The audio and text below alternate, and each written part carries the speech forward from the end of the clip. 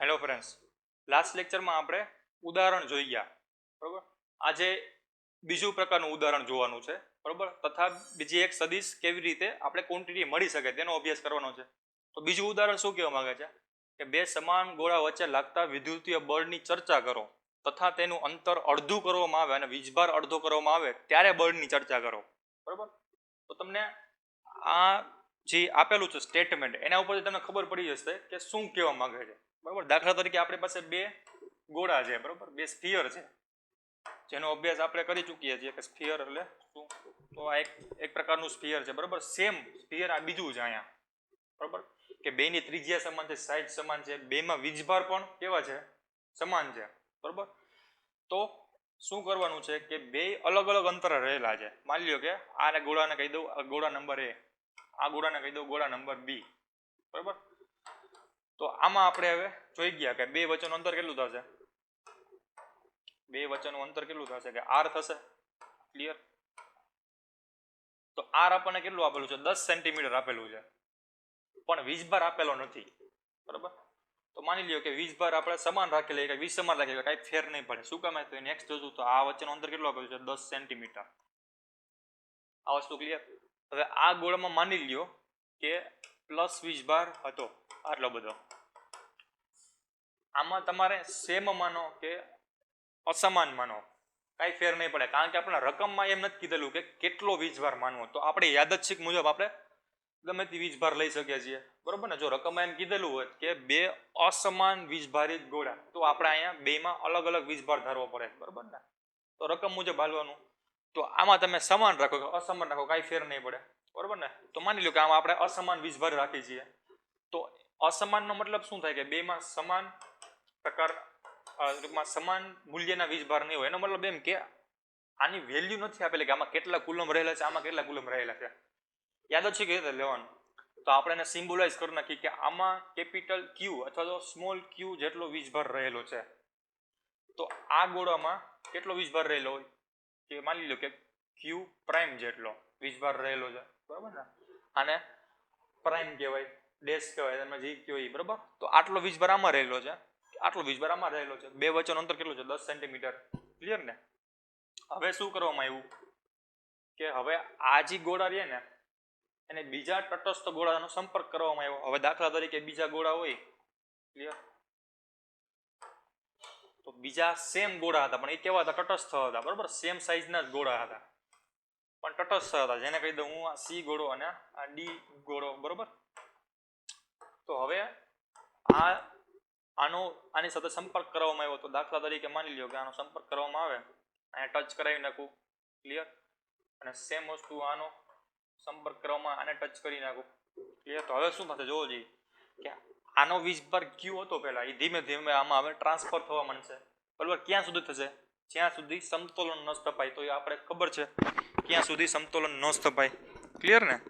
તો ક્યાં સુધી સમતોલન નહીં સ્થપાય કે બેમાં સમાન વીજભાર ન રહે ત્યાં સુધી વીજભાર ટ્રાન્સફર થશે. બરોબર. તો એનો મતલબ એમ કે જ્યાં સુધી આ બેમાં સમાન વીજભાર ન રહે ત્યાં સુધી વીજભાર આ ગોળામાંથી આ ગોળામાં ટ્રાન્સફર થશે.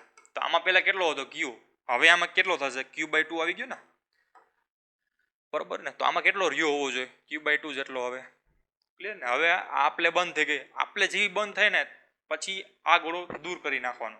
બરોબર. તો આ ગોળો દૂર કરી નાખું. ક્લિયર. સેમ વસ્તુ આમાં થશે કે નહીં. તો આમાં પહેલા વીજભાર હતો Q પ્રાઇમ. હવે આમાં ધીમે ધીમે અંદર પ્રોટોન આવવા માંડ્યા. બરોબર. જેથી કરીને અડધો અડધો વીજભાર થઈ ગયો હોય છે. બરોબર. તો જેથી કરીને Q'/2 થઈ ગયો. આ શું કામ થાય? કારણ કે સમિતિના કારણે આપણે ખબર છે ને, વીજભાર સંરક્ષણનો નિયમ. બરોબર ને. જેથી કરીને આ અડધા અડધા થઈ ગયા. સમિતિ આપણે જોઈ ગયા હતા. ક્લિયર. તો જેથી કરીને Q' માંથી આ અડધો થઈ ગયો, આને અડધો દઈ દીધો, જેથી કરીને આ અડધો થઈ ગયો. એનો મતલબ એમ કે બે ગોળા ઉપર હવે અડધો અડધો ચાર્જ રહ્યો છે. સેમ વસ્તુ આને દૂર કરી નાખો. ક્લિયર. બીજી વસ્તુ શું કરી કે હવે આ અડધું અડધું ચાર્જ તો થઈ ગયો. ક્લિયર. પછી બેના અંતરને અડધું કરવામાં આવ્યું. 5 સેન્ટીમીટર કીધેલું છે તો 5 સેન્ટીમીટર નજીક લઈ જવામાં આવ્યું. ક્લિયર. તો આ અંતર બદલાવીને શું કરી નાખ્યું, 5 સેન્ટીમીટર થઈ ગયું. એનો મતલબ એમ કે નજીક લઈ ગયા આ બે ગોળાને. ક્લિયર ને. તો હવે બળ કેટલું લાગશે જોવો જી. તો પહેલા બળ કેટલું હતું? પહેલા બળનું મૂલ્ય કેટલું થાય કે જ્યારે આ ગોળા પર વીજભાર ક્યુ હતો, આ ગોળા પર વીજભાર ક્યુ પ્રાઇમ હતો અને બે વચ્ચેનું અંતર 10 સેન્ટીમીટર હતું. તો ત્યારે આપણે માની લો કે એને બળને કહી દે F1 ઇઝ ઇક્વલ ટુ કે ક્યુ પ્રાઇમના છેદમાં 10 સેન્ટીમીટરનો સ્ક્વેર. અને મીટરમાં ફેરવવું પડે. ક્લિયર ને? તો મીટરમાં ફેરવશો તો કેટલું આવશે? સેન્ટીમીટરને મીટરમાં ફેરવવું પડે તો 10 ગુણ્યા 10⁻² નો સ્ક્વેર. બરાબર. તો આપણી પાસે ઇક્વેશન નંબર 1 આવ્યો. બરાબર. આને કહી દઉં સમીકરણ નંબર 1. બીજો કેસ આ થયો કે નહીં, અડધો અડધો વીજભાર. તો હવે આના ઉપર લાગતું બળ કેટલું હોય શોધવું હોય તો કેટલું થશે? તો એને કહી દઉં F2 ઇઝ ઇક્વલ ટુ કે Q1 એટલે કેટલું થઈ ગયું? Q/2 થઈ ગયું. ક્લિયર? પ્લસ ગુણ્યા Q2 એટલે કેટલું થઈ ગયું? Q prime by 2. આખાના છેદમાં બે વચ્ચેનું અંતર 5 સેન્ટીમીટર, 5 અને મીટરમાં ફેરવો 10⁻² નો સ્ક્વેર. આપણું થઈ ગયું સમીકરણ નંબર 2. ક્લિયર ને? હવે શું કરવાનું? તો બેયને હવે આપણે જોઈ લઈએ કે સમાન છે કે અસમાન છે. બરાબર. તો આ આપણને ખબર છે આટલું છે. હવે આને થોડુંક આપણે વધારે સાદું રૂપ આપી દઈએ તો F2 બરાબર કેટલું આવશે? F2 બરાબર કે ક્યુ પ્રાઇમ 2 ગુણ્યા 2 એટલે 4. એ અંશનો છેદ છે એટલે છેદમાં જશે. બરાબર. 4 ગુણ્યા 10⁻² નો સ્ક્વેર. ક્લિયર? છેદનું સાદું રૂપ આપીએ તો શું મળશે આપણને? કે ક્યુ પ્રાઇમ એના છેદમાં આનો સ્ક્વેર કેટલું થશે જોવો જી. 4 ગુણ્યા 5 નો સ્ક્વેર 25 ગુણ્યા 10⁻⁴. બરાબર. 25 ચોકોણા કેટલા થાય? 100. બરાબર. 100 ગુણ્યા 10⁻⁴ ન્યૂટન આવ્યું F2. હવે F1 કેટલું એવું જોવો જી. F1 નું સાદું રૂપ આપશો તો એ કેટલું આવશે?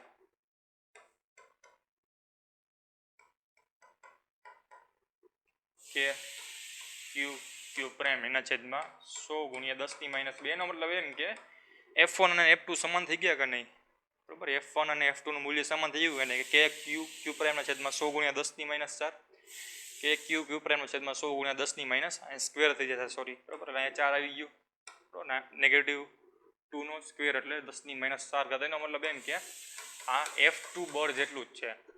તો આ પરથી શું સાબિત થાય કે બે ગોળા હોય બરાબર, એના વચ્ચે લાગતું બળ માની લો પ્રારંભમાં F1 હોય.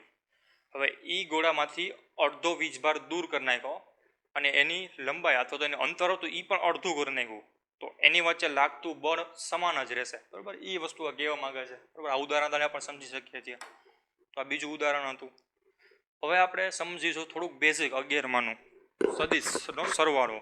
બરાબર. કે જે આપણે નેક્સ્ટ લેક્ચરમાં આપણે ઉપયોગી છે અથવા તો નેક્સ્ટ ટોપિકમાં ઉપયોગી છે. બરાબર. તો સદિશ સરવાળો કોને કહેવાય? કે માની લો કે આપણી પાસે બે સદિશ છે આવા. બરાબર. આને હું કહી દઉં R1 સ્થાન સદિશ હતા. બરાબર. બીજાને કહી દીધું મેં આવી રીતે હતો અથવા તો બળ જ હતું. બરાબર. બળની વ્યાખ્યા કરી નાખીએ વધારે જે આવે. તો એક પાર્ટિકલ ઉપર બળ હતું. માની લો કે આપણી પાસે એક પાર્ટિકલ હતો. બરાબર. આના ઉપર બે અલગ અલગ બાજુથી બળ લાગે છે. દાખલા તરીકે એક બળ હતું એ આ ડાયરેક્શનમાં લાગતું હતું. બરાબર. બીજું બળ હતું એને ઉપરની બાજુ ખેંચતું હતું. ક્લિયર? તો આના ઉપર પરિણામી બળ કઈ ડાયરેક્શનમાં હોય? બરાબર. એ ફાઇન કરવું હોય તો આના માટે તમે શીખી ગયા ચતુષ્કોણનો નિયમ. બરાબર. તો પરિણામી બળ શોધવું હોય તો પહેલા એક્સ એક્સિસ અને વાય એક્સિસ દોરી લઈએ. તો માની લો કે આ આપણે એક્સ એક્સિસ હતી. ક્લિયર? આ એક્સ એક્સિસ હતી, આ આપણી વાય એક્સિસ હતી. ક્લિયર ને?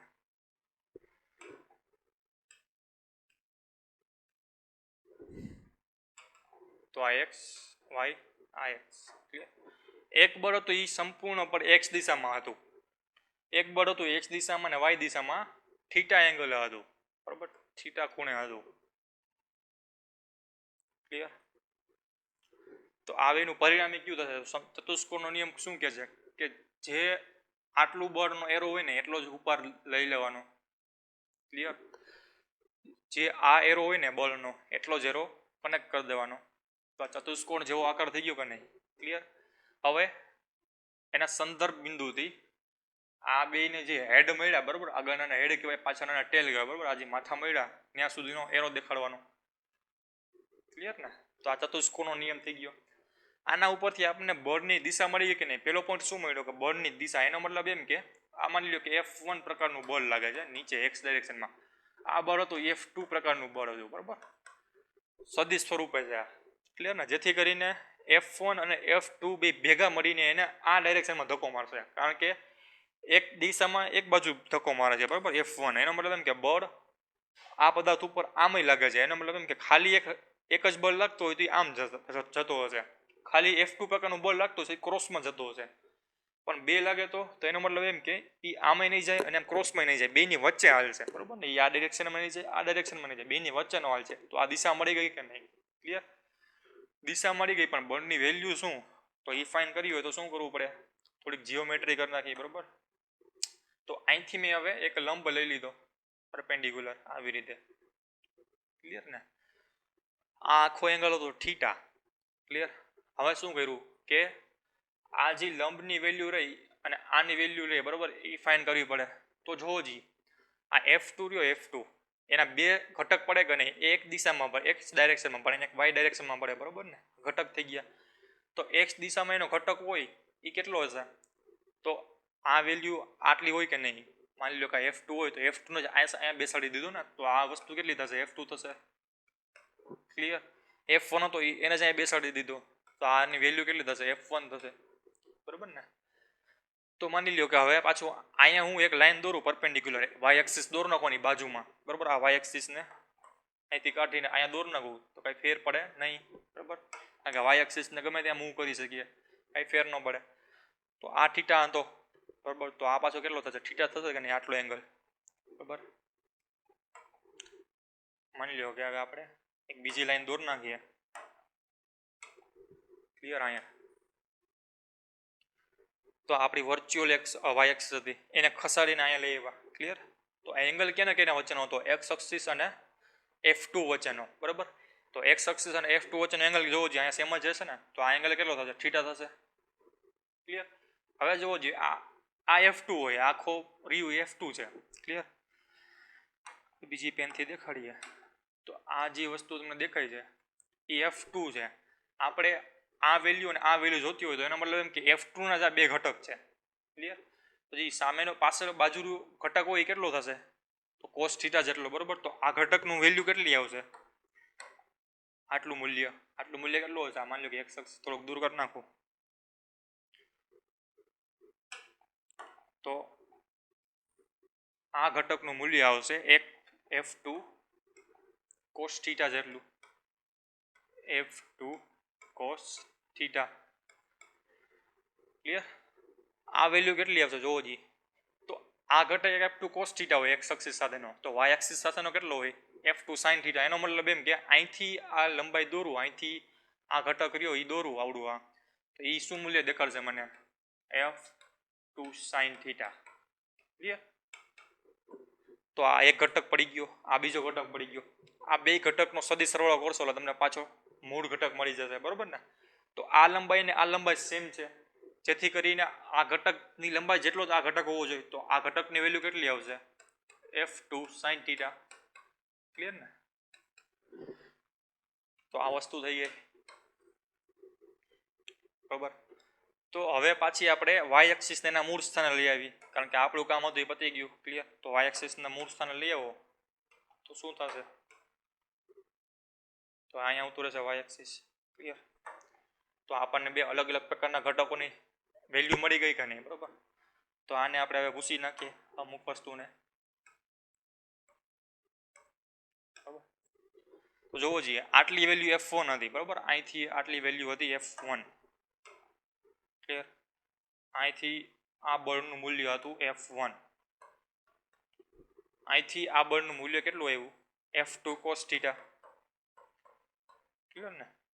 તો જોવો છીએ આ એક જ દિશામાં બોલ લાગે છે કે નહીં, બરાબર. તો આ દિશામાં બોલ લાગે છે કે નહીં, કે F2 નો ઘટક x દિશામાં આટલું બોલ લગાડતો હશે અને F1 તો ઓલરેડી x દિશામાં બોલ લગાડે છે, તો આ બેનો સરવાળો થશે કે નહીં? ક્લિયર. તો x દિશામાં ટોટલ આપણને આટલું બળ મળશે, જેને કહી દીધું મેં Fx. આ વસ્તુ ક્લિયર. F દિશામાં મને ટોટલ બેના સરવાળા જેટલું બળ મળશે. હવે જોઈ લઈએ કે y દિશામાં કેટલું બળ લગાડે છે. તો y દિશામાં કોણ બળ લગાડે છે? ખાલી F2, કારણ કે F2 નો ઘટક જ એક y દિશામાં બળ લગાડે છે. કેટલું બળ લગાડે છે? F2 sin θ, બરોબર ને. બીજું તો કોઈ છે નહીં, તો આને મેં કહી દીધો Fy. તો y દિશામાં બીજું કોઈ ઘટક, બીજો કોઈ પરિબળ બળ લગાડવા વાળો છે જ નહીં, બરોબર. તો હવે આપણે જોઈએ છે આ બળ, આપણો જે મેઇન હતો એ વસ્તુ, બરોબર. તો હવે બધી નકામી વસ્તુને પૂછી નાખીએ આ બધી વસ્તુને, બરાબર, કારણ કે આપણને મળી ગયું છે વસ્તુ. ક્લિયર.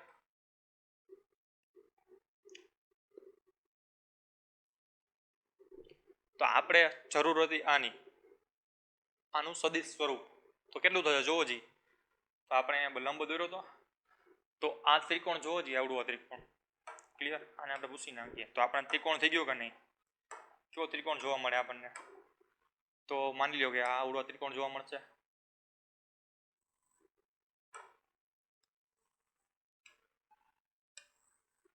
ક્લિયર ને. અથવા તો થોડુંક જાડાઈથી કરી નાખીએ.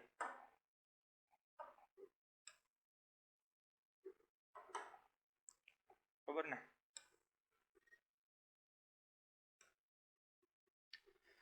તો આ ત્રિકોણ એક પ્રકારે પાયથાગોરસનો ત્રિકોણ થઈ ગયો, કારણ કે કાટકોણ ત્રિકોણ બનાવે છે આ વસ્તુ. કાટકોણ ત્રિકોણ બનાવશે, આ 90 ડિગ્રીનો એંગલ બનશે, બરોબર.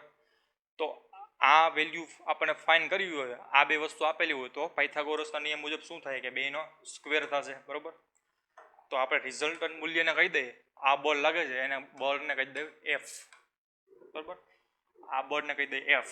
તો F કોના જેટલું થશે કે F નો સ્ક્વેર બરાબર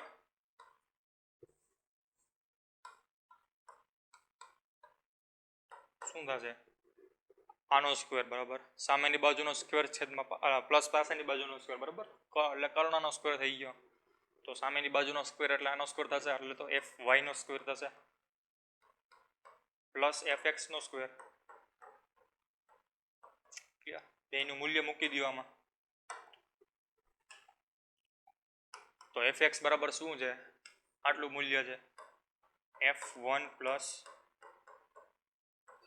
F2 cos θ. આ વસ્તુ ક્લિયર.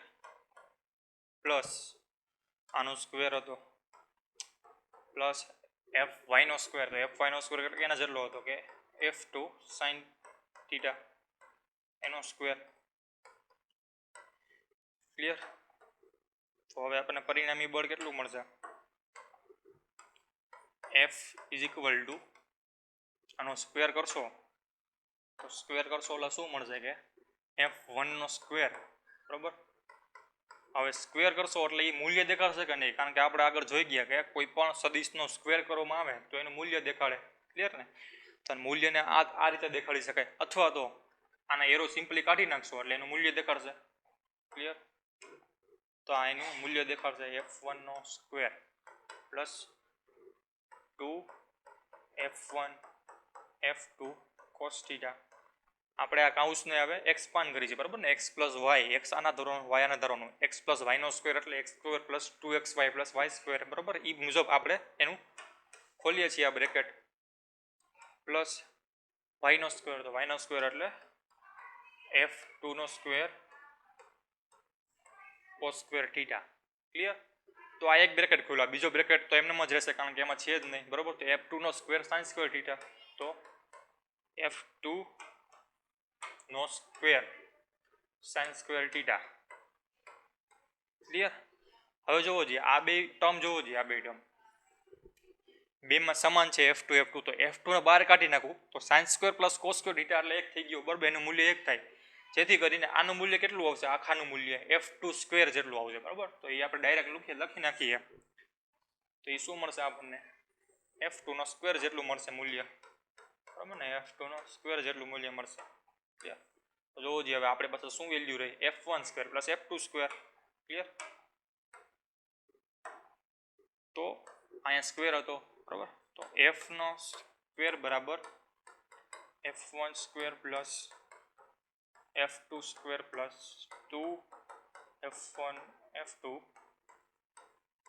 cos થીટા બે બાજુ વર્ગમૂળ લઈ લઈએ તો અહીંથી સ્ક્વેર નીકળી જશે, અહીંયા વર્ગમૂળમાં આવી જશે બરાબર. તો આ તમારું સદિશ સ્વરૂપ થઈ ગયું કોનું? બે બળ વચ્ચેનું. કે કોઈ પણ પદાર્થ ઉપર બે અલગ અલગ દિશામાં બળ લાગતા હોય અને આ થીટા રહ્યો એ કોના વચ્ચેનો એંગલ હતો?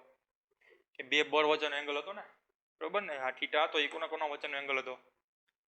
કે આ બે બળ વચ્ચેનો એંગલ. પેલું બળ કેમાં હતું? F1 માં જ હતું બરોબર. પેલું બળ કયું હતું? F1 હતું. બીજું બળ કયું હતું? F2 હતું. તો આ જે એંગલ હતો બરોબર, F1 x દિશામાં હતું અને F2 x અને y બે દિશામાં હતું. તો આ એંગલ કોના વચ્ચેનો હતો? બે બળ વચ્ચેનો એંગલ હતો. ક્લિયર? તો આ કયો આવશે? થીટા એટલે બે બળ વચ્ચેનો એંગલ. એનો મતલબ એમ કે કોઈ પણ પદાર્થ ઉપર બે બળ થીટા ખૂણે લાગતા હોય, એકબીજાના થીટા ખૂણે લાગતા હોય તો એને પરિણામી બળ શોધવું હોય તો આ સૂત્ર મુજબ શોધી શકીએ બરોબર. તો આ એક રીત હતી. બીજી રીત શું? તો હવે એનું યુનિટ એકમ સદિશ કોને કહેવું? તો એકમ સદિશ એટલે તમે જોઈ ગયા છો કે સિમ્પલી તમે જોઈ ગયા છો કદાચ 11માં કે જેનું મૂલ્ય 1 હોય બરોબર. તો એક પ્રકારે સાચી પણ છે, પણ એનું મેથેમેટિકલ ફ્રેમવર્ક શું બરોબર, ગાણિતીય સ્વરૂપ શું? તો દાખલા તરીકે આપણે પાસે XY સિસ્ટમ છે બરોબર, કાર્ટેશિયન યામ પદ્ધતિ હોય તો આમાં એકમ સદિશ શું બરોબર. તો તમને એ ખબર છે કે x દિશામાંના સદિશને I તરીકે દેખાડવામાં આવે, આવી રીતે સંજ્ઞા છે. આને કહેવાય I કેપ બરોબર. y સદિશ હોય તો એને j કેપ વડે દેખાડાય, j કેપ બરોબર. z હોય તો k કેપ. પણ આપણે ખાલી xy હોય તો આ k કેપને કાઢી નાખે, કારણ કે z અક્ષિસ છે જ નહીં બરોબર. દ્વિપરિમાણીય સિસ્ટમ છે, 2D છે. તો 2D માં શું હોય કે x અક્ષિસ અને y અક્ષિસ આવી રીતે દેખાડાય. તો I અને j છે શું હકીકતમાં બરોબર. તો તમને ખબર હશે કે અહીંયા જે વેલ્યુ હોય એ 1 હોય, 2 હોય, 3 હોય, 4 હોય બરોબર. એવી રીતે આગળ હાલતી રહી. સેમ વસ્તુ નેગેટિવ બાજુમાં હોય કે -1 -2 બરોબર દૂર. અહીંયા શું હોય? 0 હોય. એવી જ રીતે પોઝિટિવ ડાયરેક્શનમાં ઉપર હાલતી હોય કેટલી? 1 બરોબર, 2. એવી રીતે ઉપરની બાજુ પોઝિટિવ હોય, નીચેની બાજુ નેગેટિવ હોય, -1 -2 બરોબર ને. તો આપણે છે ને કોઈ પણ સિસ્ટમ માટે આ કાર્ટેશિયન અથવા તો કોઈ પણ યામ પદ્ધતિ ફિક્સ રાખી દેવાનો. એનો મતલબ એમ કે આ જે વેલ્યુ રહ્યું ને 0 થી 1 નું વેલ્યુ એ ફિક્સ જ હોય, આપણે રાખવું પડે એને ફિક્સ જ બરોબર. આપણે સિસ્ટમમાં વાત કરો છો, માની લો દાખલા તરીકે તમે કોઈ પણ વસ્તુને મેપ માપતા હોય બરોબર, તો શું તમે એમ કહો કે તમે કોઈ પણ વસ્તુની લંબાઈ માપો છો, દાખલા તરીકે હાઇટ માપતા હોય કોઈ પણ માણસની, તો મીટર ટેપ શું અલગ અલગ માણસ માટે અલગ અલગ મીટર ટેપ યુઝ કરવામાં આવે? ના, એક જ હોય ને. સેમ વસ્તુ આમાં તમારે કરવાની કે કોઈ પણ ભૌતિક રાશિ તમે માપતા હોય તો એના માટે આ જે અંતર રહ્યું તમારે ફિક્સ રાખવું પડે. તો આ અંતરને આપણે એમ કહી દઈએ કે આટલું અંતર રહ્યું એ 1 સેન્ટીમીટર છે, 1 મીટર છે, 1 મિલીમીટર છે. તો એ ફિક્સ રાખી દેવાનું જે તે ફિઝિકલ ક્વોન્ટિટી માટે. એવું જરૂર નથી કે તમારે સેન્ટીમીટર રાખી શકો, મીટર ન રાખી શકો, ના. પણ એકવાર મીટર રખાઈ ગયું ને પછી એ સિસ્ટમ માટે મીટર હંમેશા ફિક્સ જ રહેવું જોઈએ. દાખલા તરીકે તમે ગુરુત્વાકર્ષણના નિયમનો અભ્યાસ કરતા હોય, આ પેનને મૂકી દઉં તો કેટલું અંતર કાપશે? તો મારે આ સેન્ટીમીટર રાખવું, મીટર રાખવું, ફૂટ રાખવું, કેટલું આ જે અહીંથી મૂકી દઉં તો કેટલું અંતર કાપશે બરાબર. તો એ પહેલાં આપણે ચોઈસ કરી લેવાનું, આપણે પહેલાં ફિક્સ કરી લેવાનું કે મારે આનું મૂલ્ય રહ્યું ને બરાબર એ મીટરમાં રાખવું છે કે કેટલા મીટર એ પડશે બરાબર. તો આખી કેલ્ક્યુલેશન દરમિયાન ગુરુત્વાકર્ષણ બળની બધી જ કેલ્ક્યુલેશનમાં બરાબર કેટલું મીટર કાપશે, કેટલા વેગ હશે આનો, કેટલી ઝડપ હશે, એ બધી જ વેલ્યુ કેવા આપવામાં આવે? મીટર પર સેકન્ડમાં બરાબર ને. મીટર એમાં યુઝ આવો છે જેથી કરીને તમે આ જે ગુરુત્વાકર્ષણ બળની વાત કરી તો એમાં મીટર તરીકે આને દેખાડવામાં આવે. હવે દાખલા તરીકે તમને એમ થયું કે હવે મારે બે વીજભાર વચ્ચે કેટલું બળ લાગે છે એમ આપું છું. તો એક વીજભાર અહીંયા રાખો, બીજો વીજભાર અહીંયા રાખો, તો જોવો જી બે વચ્ચે અંતર કેટલું છે? નાનું છે ને. તો તમે એમ કહેશો કે મારે મીટરમાં નથી રાખવું, મારે કેટલું કેમાં રાખવું છે?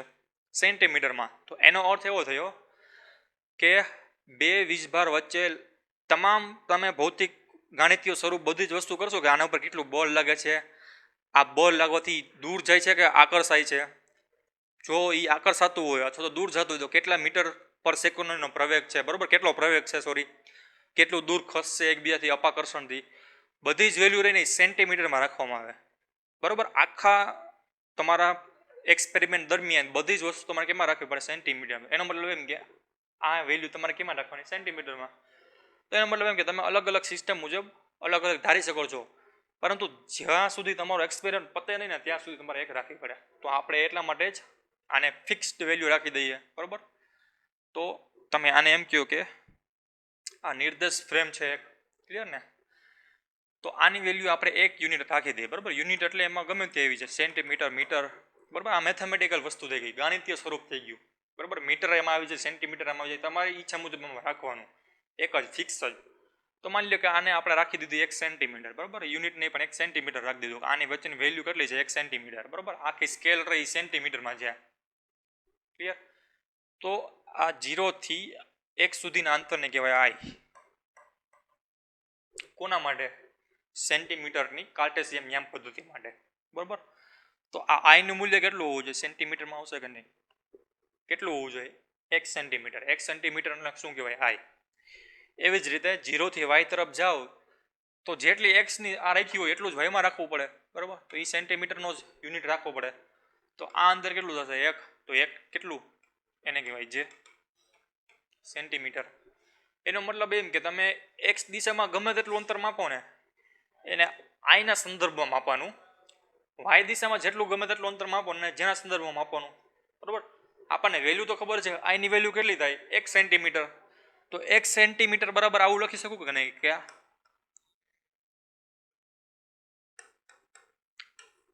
આઈ કેરેટ સેન્ટીમીટર. આ થયો તમારો યુનિટ વેક્ટર, એકમ સદિશ. કેમાં? કાર્ટેશિયન યામ પદ્ધતિમાં. આ વસ્તુ ક્લિયર? એનો મતલબ એમ કે જેટલા પરિમાણ હોય એ બધા જ પરિમાણ એટલે શું થાય કે કેટલી આવી અક્ષિસ વડે તમે અલગ અલગ વસ્તુને સમજાવી શકો છો, બરાબર. તમારે કોઈ પણ પદાર્થને સમજવો હોય તો એના માટે કેટલી આવી અક્ષિસની જરૂર પડે, બરાબર. તો એ શું થઈ ગયું? એનું પરિમાણ થઈ ગયું એક્સ વાય દિશામાં. તો ક્ષેત્રફળ હોય તો એને 2 પરિમાણ જોઈએ, લંબાઈ પહોળાઈ, બરાબર. દોરો હોય અથવા તો આ પેન હોય એને 1 પરિમાણ જોઈએ, ખાલી લંબાઈનું. ચોરસ હોય, ક્યુબ, ડબ્બો હોય, 3 પરિમાણ જોઈએ, લંબાઈ ગુણ્યા પહોળાઈ ગુણ્યા ઊંચાઈ. એનો મતલબ એમ કે તમારા પરિમાણ જેમ વધુ, બરાબર, એમ આમાં અક્ષિસની સંખ્યા વધુ. બીજી વસ્તુ એ ખાસ યાદ રાખવાની કે પરિમાણ કેવા ચૂઝ કરો. આ અક્ષિસ હોય તો એક્સિસ કેવી ચૂઝ કરી? તો અહીંયા ગમે ત્યાં હું દોરી ન નાખું કે આવી આ એક્સ અક્ષિસ તો આ વાય અક્ષિસ, બરાબર ને? ગમે ત્યાં હું ન દોરી શકું. બે વચ્ચેનો એંગલ 90 ડિગ્રી હોવો જોઈએ. એનો મતલબ એમ કે એક્સ અક્ષિસમાં જે થતું હોય એ વાય અક્ષિસ વાળાને કાંઈ લેવા દેવા ન હોવા જોઈએ. વાય એક્સિસમાં જે થતું હોય એક્સ અક્ષિસ સાથે કાંઈ લેવા દેવા ન હોવા જોઈએ. એનો મતલબ એમ કે એક્સ અક્ષિસ એક યુનિક હોવી જોઈએ, અજોડ હોવી જોઈએ. એના મતલબ એમ કે એક્સ અક્ષિસમાં જે પોઈન્ટ રહે ને એવા પોઈન્ટ વાય એક્સિસ પાસે ન હોવા જોઈએ, બરાબર ને? તો આ એમ જ છે ને. તો માની લો કે હવે આપણે આ રાખી દો. આવું જ શું કામે? બે વચ્ચેનો એંગલ જોવો છે કેટલો છે? 90 ડિગ્રી ને. તો 90 ડિગ્રી રાખી તો જ આવું પોસિબલ થાય. શું કામે?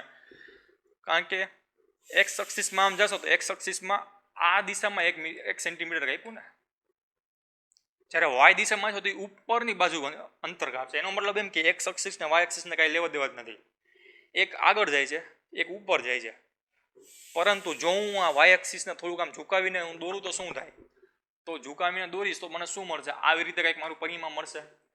તો વાય એક્સિસ પાસે 2 કોમ્પોનન્ટ પડી ગયા ને. તો વાય એક્સિસનો એક કોમ્પોનન્ટ રહ્યો એ એક્સ એક્સિસમાં એડ થશે. એનો મતલબ એમ કે વાય એક્સિસને હું ત્રાસી કરી નાખીશ તો વાય એક્સિસના હવે 2 મૂલ્ય થઈ જશે. એક એક્સની દિશામાં અને બીજું કેમાં? સીધી પરપેન્ડિક્યુલર દિશામાં. એનો મતલબ એમ કે આ વાય એક્સિસ પાસે હવે યુનિક વેલ્યુ નહીં રહે, અજોડ વેલ્યુ નહીં રહે.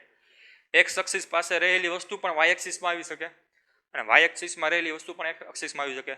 તો એને આપણે યામ પદ્ધતિ ન કહી શકીએ. એક્સ એક્સિસની વેલ્યુ વાય એક્સિસમાં ન હોવી જોઈએ, વાય એક્સિસની વેલ્યુ એક્સ એક્સિસમાં ન હોવી જોઈએ. એ ક્યારે પોસિબલ બને? ચાહે બે વચ્ચે પરપેન્ડિક્યુલર હોય તો જ, બરાબર ને? એટલા માટે એવી જ યામ પદ્ધતિ ચૂઝ કરવામાં આવે કે બે એક્સિસ વચ્ચેનું એંગલ કેટલો હોવો જોઈએ? 90 ડિગ્રી, બરાબર? 90 ડિગ્રી હોવો જોઈએ. આ વસ્તુ ક્લિયર? હવે આપણને ખબર છે કે જેટલા અંતર કાપશું એને આપણે કેમાં દેખાડવાના? આઈમાં. તો આઈની વેલ્યુ કેટલી છે?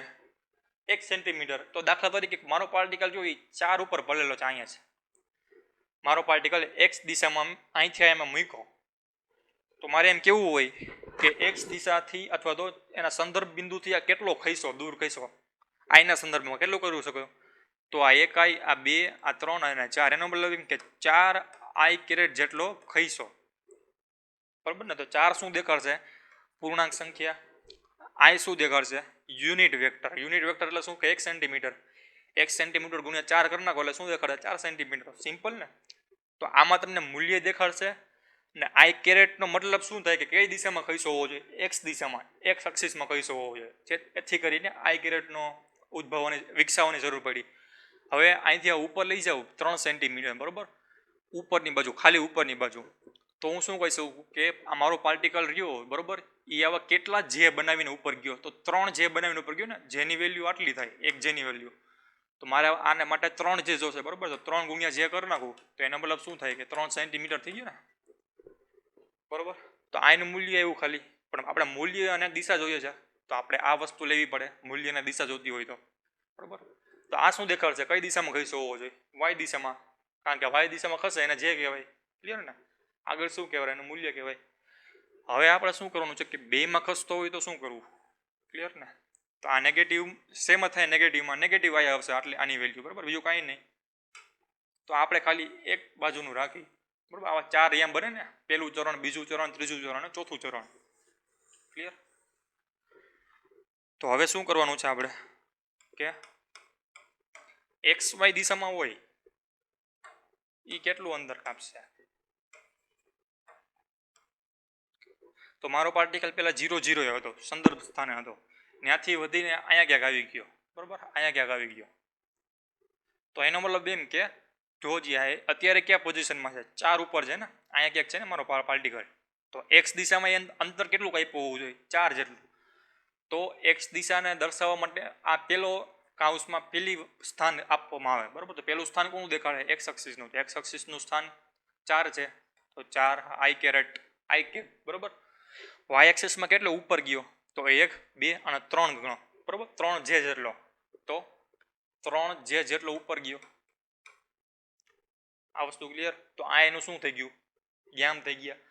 કે અત્યારે હાલના યામ આના કેટલા હોવો જોઈએ? 4 3, ક્લિયર. હવે જો આ કોમા લખો ને તો આ આઈ જે લખવાની જરૂર નથી, કારણ કે કોમા શું દેખાડે? એક પ્રકારનું સેપરેશન જ થઈ ગયું ને. પેલી વસ્તુ એક્સ એક્સિસ દેખાડે, બીજી વસ્તુ વાય એક્સિસનું યામ દેખાડે. તો કોમા લખવા ટાઈમે આઈ જેની જરૂર નથી. કોમા ન લખવું હોય તો બીજી રીતે કઈ રીતે લખી શકો? 4i plus 3j. હવે જો એનો સરવાળો થાય સિમ્પલી નહીં થાય, કારણ કે આઈ રહ્યું, બરાબર, અને જે રહ્યું એકબીજાથી વિરુદ્ધ છે. આપણે આગળ જોઈ ગયા એવી જ યામ પદ્ધતિ લીધી છે કે જે આઈના ઘટક હોય એ જેમાં ન હોવો જોઈએ, જેના ઘટક આઈમાં ન હોવા જોઈએ, બરાબર ને. તો આ રીતે પણ લખી શકો, કારણ કે આપણને ખબર છે આનો સરવાળો તો થવાનો નથી, બરાબર ને. આ પ્રમાણે સદીશોનો સરવાળો થાય, બરાબર. હવે 2 સદીશ હોય આપણી પાસે, આ હતી આપણી યામ પદ્ધતિ, ક્લિયર. આપણી પાસે 2 સદીશ હોય તો સદીશ એટલે શું થાય કે માની લો કે અહીંથી આનું અંતર R1 હતું, બીજા સદીશનું અંતર હતું R2, ક્લિયર. તો અહીંથી આ વેલ્યુ ફાઇન્ડ કરવી હોય તો શું કરવું પડે? ક્લિયર. તો આપણને ખબર છે કે આ વેલ્યુ કેટલી થશે? તો આ એક્સ એક્સિસ કેટલું ખઈશું છે એના જેટલી થાય. માની લો કે આની હતી અને x1 કહી દઉં. આ R1 ને કેવી રીતે લખી શકીએ કે x1 i caret plus y1 j caret, clear ને. આ R ની વેલ્યુ આવી ગઈ. R2 ની વેલ્યુ સેમ રીતે લખી શકો કે x2 i cap plus y2 j cap. તો જોવું જોઈએ જે કેપ અને આઈ કેપ બે માટે સમાન રહી શકે નહીં, કારણ કે આઈ અને જેની વેલ્યુ તો એક દેખાડે ને, એના સંદર્ભમાં લેવાની છે બાકી બધી વસ્તુ. તો એનો મતલબ એમ કે આ પોઈન્ટ કયો આવશે? x1 y1. આ પોઈન્ટ કયો આવશે? x2 ને y2. આ વસ્તુ ક્લિયર. હવે આપણે આનું મૂલ્ય જોઈ છે, ક્લિયર. તો શું કરવું પડે આપણને? અહીંથી બેમાં પરપેન્ડિક્યુલર દોર નાખવું તો શું મળશે? ક્લિયર. તો પાયથાગોરસના નિયમનો ઉપયોગ થઈ ગયો કે નહીં? તો પાયથાગોરસનો નિયમ આપણને શું કહે કે જોવો જી અહીંયા લંબ દોર નાખી દો. તો આ વેલ્યુ કેવી રીતે ફાઇન્ડ કરશો? તો આ આપણને આર ઘટક હોય એનો એક્સ ઘટક થઈ ગયો, આ વાય ઘટક થઈ ગયો, ક્લિયર. તો એક્સ ઘટકનું મૂલ્ય લઈ લ્યો, એ અહીંયા થઈ ગયું. આપણને આ બેની વેલ્યુ જોઈશે, બરાબર. એવી જ રીતે વાય ઘટકનું મૂલ્ય લઈ લો. દાખલા તરીકે આપણે આને ભૂસી નાખીએ, બરાબર. તો કેવી રીતે મૂલ્ય લેવું એ સમજી લઈએ, ક્લિયર ને. તો અહીંયા આપણે લંબાવી દઈએ, બરોબર.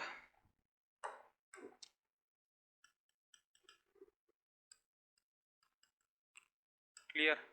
તો આ લંબાઈ કેટલી થશે જોવો જી. તો આ લંબાઈ કેટલી થાય કે આ જે ઘટક રહ્યો એનો કોસ થીટા અથવા સાઇન થીટા જે એંગલ લ્યો એ પ્રમાણે સેમ વસ્તુ આ એંગલ આ જે લંબાઈ હતી કેટલી થશે ઘટકના નિયમ મુજબ, બરોબર. એ વસ્તુ તમે કરશો એટલે તમને ફાઇનલ રિઝલ્ટ શું મળશે? ક્લિયર. આ તમારું એક પ્રકારે હોમવર્ક કરી લો તો પણ ચાલે. તો ફાઇનલ રિઝલ્ટ આપણને શું મળવું જોઈએ કે આર રહ્યો આર એ R1 - R2 મળવું જોઈએ. શું કામે? કારણ કે આગળ આપણે જોઈ ગયા કે કોઓર્ડિનેટ પ્લસ માઇનસ થઈ શકે. જે આપણે આઈ કેરેટ હતો આઈ કેરેટ, બરોબર, અને જે કેરેટ હતો આ એકબીજામાં સરવાળો કે બાદબાકી ન કરી શકે, પર એના જેવા હોય એમાં સરવાળો બાદબાકી કરી શકે ને. તો માની લો કે આ 3i હોય અને 4j હોય, બરોબર, આવી રીતે. અને મારી પાસે બીજા કોઓર્ડિનેટ હોય, દાખલા તરીકે 5i કેરેટ અને 6j કેરેટ. તો આની હવે સરવાળો કે બાદબાકી કરવામાં આવે તો શું થશે? તો આમાંથી આ બાદ કરો એટલે શું મળે? 5 માંથી 3, બરોબર. 5i માંથી 3i બાદ થઈ શકે કારણ કે આ બે સેમ છે. એવી જ રીતે 6j માંથી 4j બાદ થઈ શકે કારણ કે આ જે સેમ છે, બરોબર ને, આ x દિશામાં. તો જેથી કરીને અહીંયા શું મળશે? 2i કેરેટ અને 2j કેરેટ. એ પ્રમાણે આપણને આવું રિઝલ્ટ મળે. તો આ થઈ ગયો સદિશોનો સરવાળો બાદ